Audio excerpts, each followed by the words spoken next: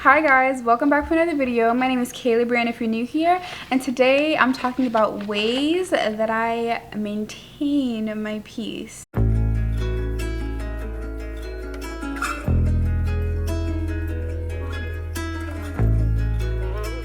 There's gonna be like 6 or 7 ways. I think I came up with 6 of them. There could be more, so let me know if you want to hear more after this. But the first one is going with the flow and not taking things personally, right? Because you have control over your peace, like your inner peace and the peace that is in your home, in your room, wherever, whichever space that belongs to you that you're able to really relax in. You have control over that peace. So it is your own responsibility because nobody else has control over this unless you allow them to, right? So I literally used to disrupt my own peace by becoming upset or emotional over things that I have no control over.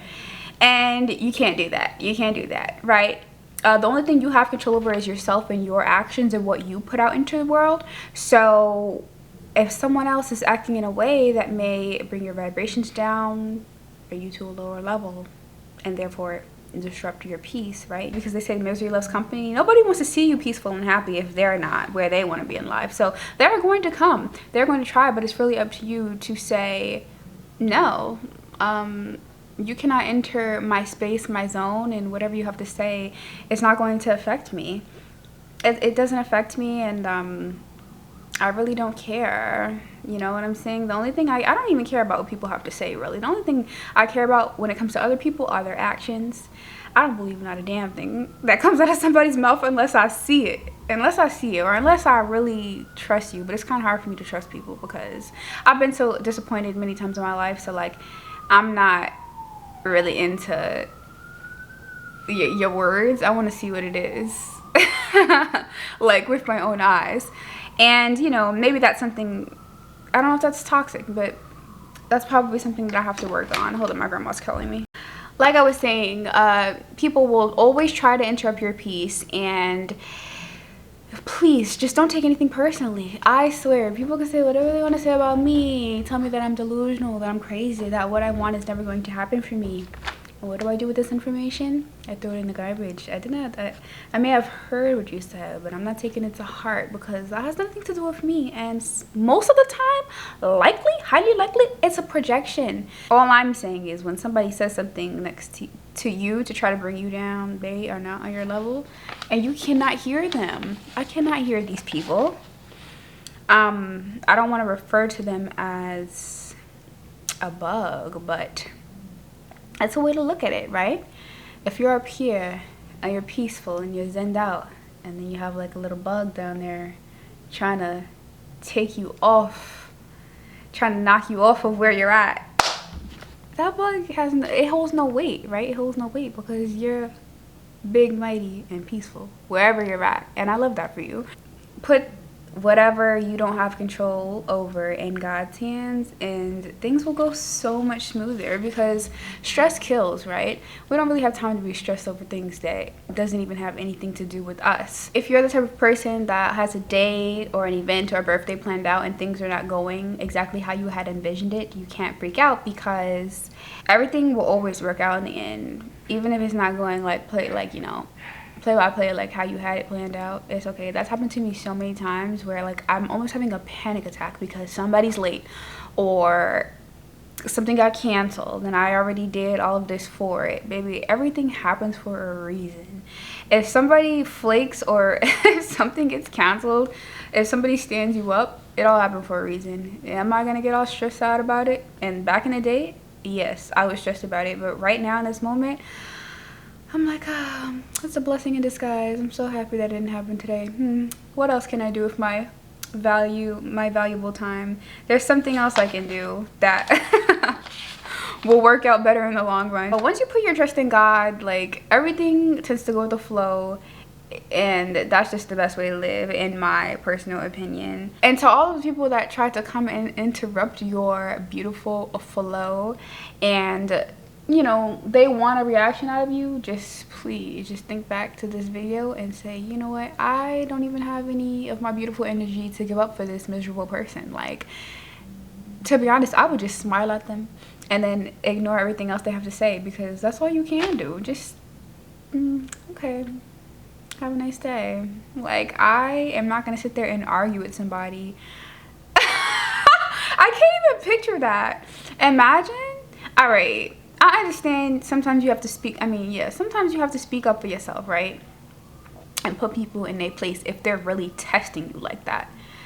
I've never been in a situation like that before, to where I felt the need to check somebody. I'm just like, all right, well, I mean, that's what you think, that's how you feel, that's fine, and I'm on. And you know, I feel like moving on and ignoring people is the best way to go about things, unless they are threatening you or like trying to harm you. But if they're just saying stuff and you're getting all aggravated about it, this is not going to be helpful for you. It's not going to be beneficial, okay? The next thing that I do to help me maintain my peace is having hobbies. My hobbies are going to the gym. I like to cook. I like to go to, you know, like classes, like fitness classes with my friends, and reading. Well, I want to say that reading is a hobby. I read when I can, but it does need to become more prevalent, you know, in my schedule and everything. But yeah, just finding things that, you know, ground you. Hobbies can be physical, they can be, you know, something that will educate you, or just something that you have fun doing, like painting or crocheting. You know, there's so many options out there. A whole bunch that I'm not saying, like, but if you're trying to figure out what hobbies you want, or go on Pinterest and just search hobbies, or TikTok, you know, there'll give you a whole bunch of examples of things that you could try. But they're really important to have, because, you know, when you're single or in a relationship, you know, when you're single, you can get lonely or bored, and instead of making poor choices about people that you want to hang out with when you're in that state, you can just say, you know what, I'm going to paint today, or I'm going to create something today, or I'm going to go work out my body today. And you'll gain from that, rather than wasting your energy on time spent with people who will not matter, who do not pour into you. And I feel that when you're in a relationship, I feel like it's equally as important. I don't want to say more important, but when you're in a relationship, especially if, I mean, I don't know, like, when you're in a relationship, it should be two individuals who have their own separate lives coming together to make something beautiful and great, and like growing together. So if you come into a relationship and you have nothing else to do besides worry about what that person is doing, but they have things that they enjoy doing by themselves, you might feel a way about it, and that's not how you want to be. You want to, you know, have your own things going on, go out with your friends, you know, do some of the hobbies that I listed, or, you know, just go out there and educate yourself and learn more and meet new people. Being stuck up under one person, especially if this is the person you're going to marry, I feel like it will get old. Like, I'm just looking at you age. Why don't you go learn something or do something for yourself? Not saying that being attracted to or loving being around your significant other is an issue. It's not. You should love being around them, but just not all of the time, right? Because you're your own person, you have your own life, and you have things that you love to do, okay? You don't need to be up under them all of the time. Yeah, I feel like becoming wrapped up around someone so tightly will not contribute to your peace, okay? Because if not everyone is going to have a good day all of the time, so when that person is having a bad day, if all you think about is what they do, and you're waiting for them to tickle your pickle or make you giggle, that wasn't supposed to rhyme. If you're waiting for them to make your day better, but they're having a bad day and you don't have anything else to do but worry about them, that's not gonna work out for you, babes. It's not gonna work out for you. So I just feel, like I said, having hobbies will contribute to your peace. Babe, you're like, all right, babe, you're having your day. I'm gonna let you alone and let you get your vibrations, your energy, and your peace back to where it needs to be. And I'm gonna be over here doing me. And then when you're ready to mingle again, I'll be ready. Like, yeah, so I mean, this kind of leads into the next step, which is like maintaining your independence. I'm not talking about being hyper independent. I have a whole video on that. I'm talking about being able to do things on your own, going out by yourself, when you rely on somebody else for everything, as I said before, not everyone is going to have a good day all of the time. So, you know, if you can say, you know what, I got it today, you won't be disappointed because you always got yourself. You know what I'm saying? You got yourself. It's really nice when somebody else can do for you, but when they can't, because not everyone is perfect, not everyone is going to be perfect all of the time, and you can say, it's all right, I got it today. Or you can even help them because, you know, you're independent and you can pick up slack, you know, when they're not going to be able to be there for you all of the time, which is not even humanly possible. You never want to put your peace and happiness all the way in other people's hands. And if somebody's having an off day, you don't want that energy to transfer to you. So why don't you go out by yourself? Why don't you do one of your hobbies in a space far away from them and let them get themselves together? I just really value personal time and personal space, even when in a relationship. Like, I'm not trying to be under somebody all the time. I love you, boo, and I want to cuddle with you, and I want skin to skin. I want that connection, but all of the time, I don't know. Like, I feel like that would disrupt my peace. Because right now, I'm by myself, and it's really peaceful in here. It's really peaceful in here. It's quiet. All I hear is the sound of my voice. And while I miss my boo, I'm at peace right now. When I see him, it's going to be great, but I feel great right now. I would also really recommend, like, if you have the chance to live alone at some point in your life, I do not recommend going straight from living with your parents to living with your boyfriend. I think you should try to live alone just to see if you can. If in the future you need to, you can. I mean, people start from scratch all the time, so it's not necessary, but I'm just saying this experience has done a lot for me as far as learning what I like, learning what I don't like, you know, establishing boundaries, and just learning how to be alone and, like, be at peace with myself. I feel like this is the greatest thing, the greatest choice I made in my 20s, seriously. So if you have the choice and the chance to live by yourself, I definitely recommend that. Some other things that I do, like, you know, by myself is when I go to yoga. I recommend restorative yoga because you don't have to, like, it's not the hard yoga where they have you balancing and doing, like, planks and stuff. You are in one position for like a couple of minutes, and sometimes me and my classmates fall asleep in that position. But when you leave like yin and restorative yoga, you feel so refreshed, like you just took a nap but you never went to sleep. That's how I describe it. It's so great. I would definitely look into yoga if you're feeling stressed out and you need to get away.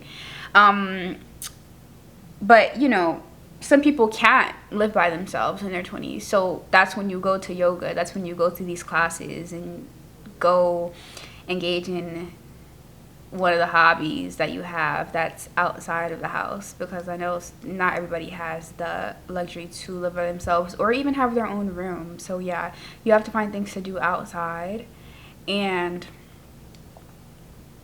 it's gonna make a big difference, because when you come back you'll be in a different state of mind. And then once you gain control of your peace and you don't take things personally and you have that independence, you'll come inside and, like, you'll be in your own world. Sometimes I'm just in my own world. I don't even know what's going on around me. Like, okay, whatever. This is why when I'm at work and people are coming to me with the work drama, I'm like, I didn't even know about that. Like, I just come here to get my check and leave. I don't really like to engage in all of this drama because that will just bring me to a lower level. I don't have time for this. So I don't know what's going on. I like to call it oblivious and happy, and you don't want to be oblivious about everything. Like, you want to pay attention to people's energy and actions. That's not something you want to be oblivious to. But everything else that has nothing to do with you, why would I? Why would you? That's my favorite little thing to say. But please, just leave it alone. Just leave it alone. Because if it's not benefiting your life in any way, then how? Something else besides yoga that I love is my long walks in the park with no music, just listening to nature or my motivational YouTube videos and podcasts. That really puts me in a different headspace. Find things that make you feel good, babe. And when you're feeling stressed out or overwhelmed, take a second, step away, and focus on you. The next thing is putting boundaries in place for those people who will try to creep in and get under your skin and disrupt your peace. I used to have no boundaries.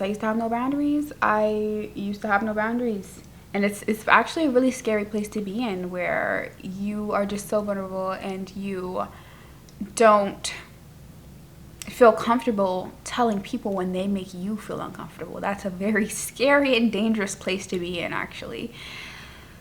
So it's better to put these in place early and like really respect them yourself right first, right? If you don't respect your own boundaries, nobody else can. You can say them all you want to, but if you say them and then do something different and allow something different, things are never going to change with how people treat you and approach you and what they're, you know, willing to give you or what they think you'll accept.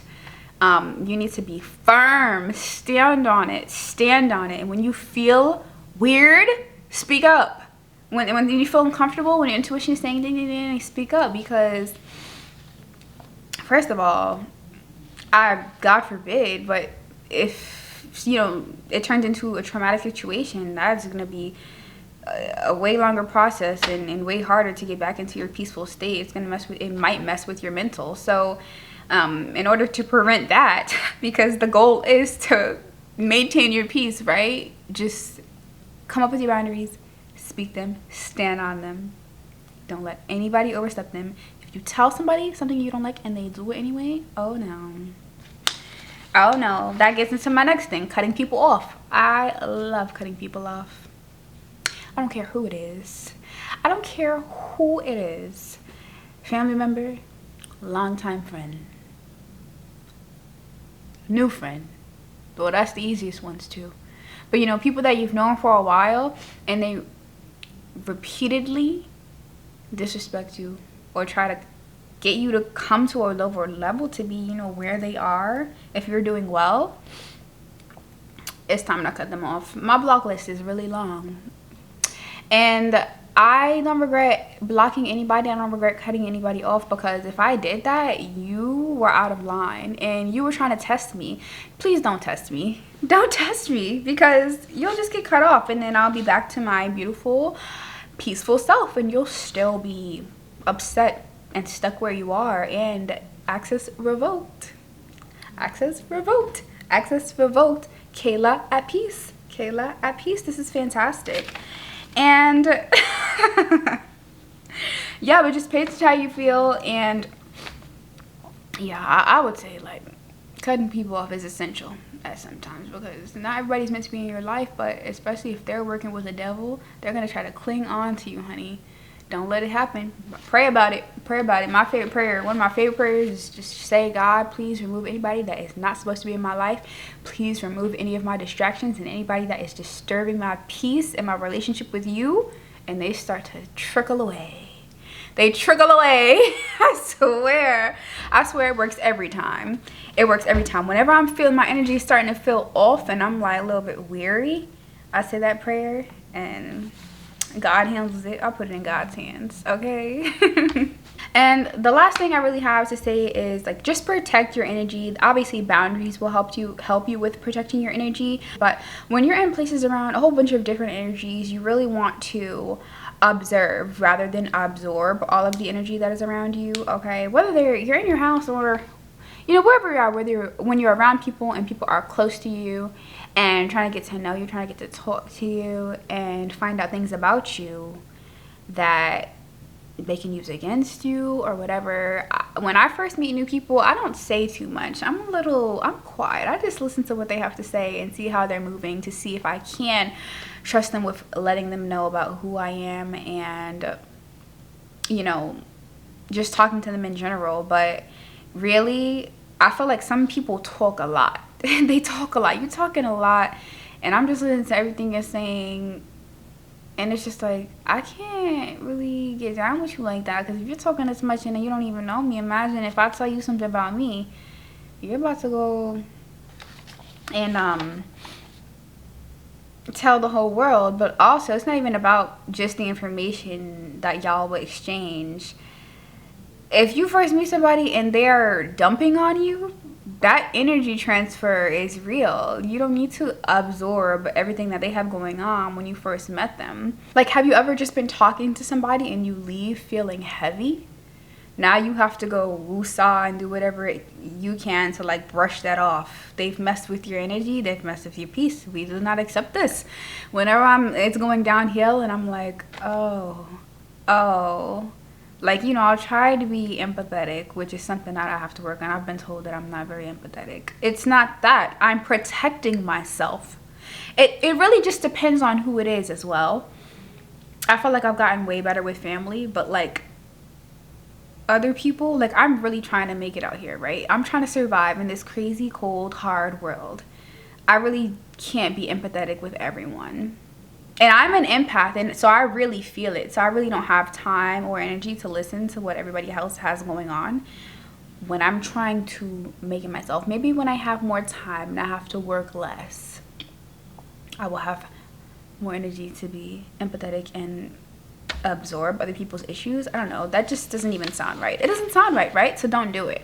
Don't absorb other people's energy. When you're peaceful, your skin glows, you feel good, you smell good, you look good, and you want to maintain this. Okay, this is all I have for today, and I'll talk to you guys in the next video.